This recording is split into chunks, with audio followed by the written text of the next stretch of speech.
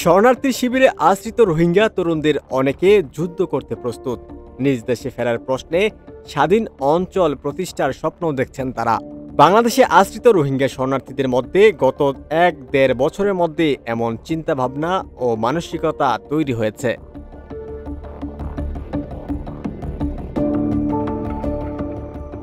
রোহিঙ্গা শিবিরে তাদের অনেকের সাথে কথা বলে এমন ধারণা পাওয়া গেছে, বাংলাদেশে আশ্রিত রোহিঙ্গা শরণার্থীরা আরাকান আর্মির বিরুদ্ধে সশস্ত্র বিদ্রোহ করতে পারে এমন আশঙ্কা করে সম্প্রতি এক প্রতিবেদন প্রকাশ করেছে ইন্টারন্যাশনাল ক্রাইসিস গ্রুপ আইজিসি।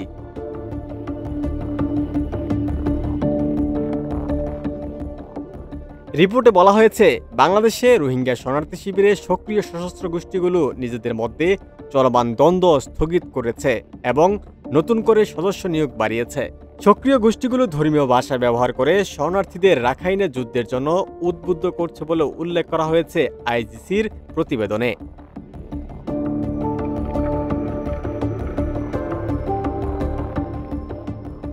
আইজিসির প্রতিবেদনে লেখক এবং ইন্টারন্যাশনাল ক্রাইসিস গ্রুপের বাংলাদেশ ও মিয়ানমার বিষয়ক সিনিয়র কনসালটেন্ট টমাস কেইন জানান, রোহিঙ্গাদের মধ্যে সংগ্রামী চেতনা সৃষ্টির জন্য তৎপরতা চলছে গত ১-১.৫ বছরে।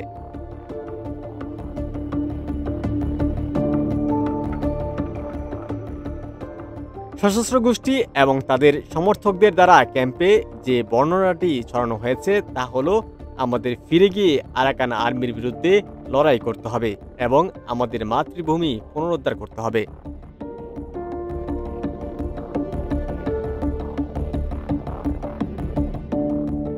ক্রাইসিস গ্রুপের দৃষ্টিকোণ থেকে এটি একটি অত্যন্ত বিপজ্জনক বার্তা, কারণ এই বিদ্রোহ আরাকান আর্মির বিরুদ্ধে সফল হবে না, যে বাহিনী মায়ানমার সেনাবাহিনীকে পরাজিত করেছে।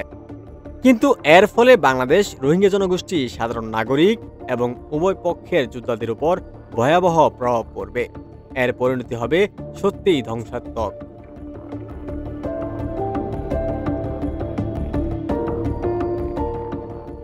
ক্যাম্পে সাধারণ রোহিঙ্গা এবং বিভিন্ন গোষ্ঠীর সঙ্গে যোগাযোগ আছে এমন রোহিঙ্গারা স্বীকার করেছেন, ক্যাম্পে অন্তত ৪টি সংগঠন সশস্ত্র বিদ্রোহ বা যুদ্ধের জন্য উদ্বুদ্ধ করার তৎপরতায় লিপ্ত আছে। এইসব বিষয়ে বিভিন্ন ক্যাম্পে নিয়মিত ঘরোয়া বৈঠক এবং আলাপ আলোচনা হয়।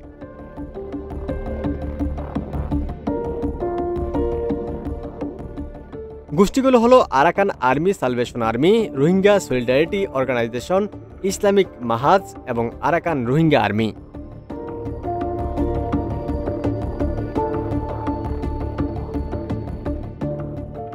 সাধারণ রোহিঙ্গারা বলছেন, এই সংগঠনগুলো বিভিন্ন সময় মিটিং করে তাদের ঐক্যবদ্ধ করার চেষ্টা করছে এবং মিয়ানমারের আরাকান আর্মির বিরুদ্ধে একটা ঐক্যবদ্ধ অবস্থান তৈরিরও চেষ্টা চালাচ্ছে।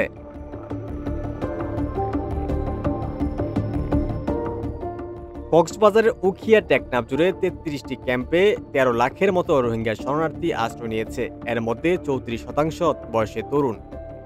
সাম্প্রতিক সময়ে ক্যাম্পে রোহিঙ্গাদের বিভিন্ন তৎপরতার বিষয়টি স্থানীয় বাংলাদেশিদের নজরে এসেছে। এদিকে কক্সবাজারের ক্যাম্পে সশস্ত্র গোষ্ঠীর অস্তিত্ব স্বীকার করে না বাংলাদেশ। বাংলাদেশ এই ব্যাপারে কঠোর অবস্থান নিয়েছে বলেও দায়িত্বশীল কর্মকর্তারা উল্লেখ করেছেন। এছাড়া বাংলাদেশের এজেন্সিগুলো ক্যাম্পে রোহিঙ্গা গোষ্ঠীর তৎপরতায় সমর্থন দিচ্ছে না বলেও দাবি করা হচ্ছে। শরণার্থী ত্রাণ ও প্রত্যাবাসন কমিশনার মোহাম্মদ মিজানুর রহমান বলেন, রাখাইনের বেশিরভাগ এলাকা মিয়ানমারের বিদ্রোহীদের দখলে থাকায় বাংলাদেশ সরকার এখন আরাকান আর্মির সঙ্গেও যোগাযোগ স্থাপন করছে। উখিয়া টেকনাফের ৩৩টি ক্যাম্পে নিরাপত্তার দায়িত্বে আছে আর্মড পুলিশ ব্যাটালিয়নের ২,০০০-এরও বেশি সদস্য। কক্সবাজারে অবস্থিত এপিবিএন এর দায়িত্বশীল কর্মকর্তা দাবি করেছেন, রোহিঙ্গা ক্যাম্পের অভ্যন্তরে সশস্ত্র গ্রুপের তৎপরতা ঠেকাতে কঠোর অবস্থানে আছে বাংলাদেশ। ওমর ফারুক, ঢাকা প্রকাশ।